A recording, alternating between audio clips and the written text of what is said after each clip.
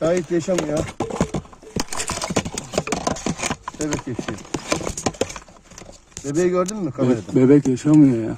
Hangisi yaşıyor? Dur bakayım bir.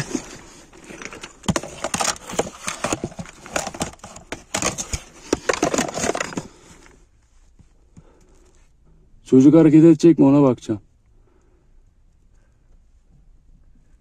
Seslen ismini. Şahit! Bebek hareketsiz yatıyor ya. Hangisinden ses geliyor? Elçin. He. Gözükmüyor, hareket eden yok. Belki ediyordur oğlum. Tamam. Tamam. Aldın mı kavru? Elçin abi sanırım aldınız oldu ama. Alır mı? Geldi. Geldi. Maşallah. Ay maşallah. Adam be. Adam. Termali ver bana abi. Yavrum benim. Bravo. Termali ver bana abi. Yavrum benim. Maşallah